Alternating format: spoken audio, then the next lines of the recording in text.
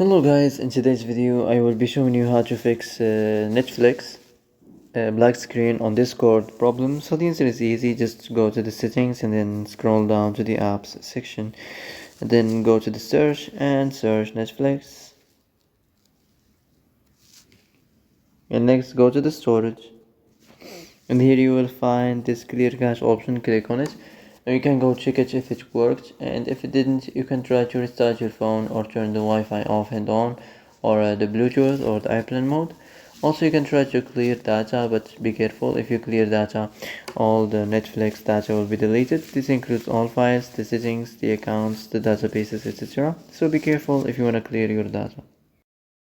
So that's it for today's video. I hope this is the answer you've been looking for.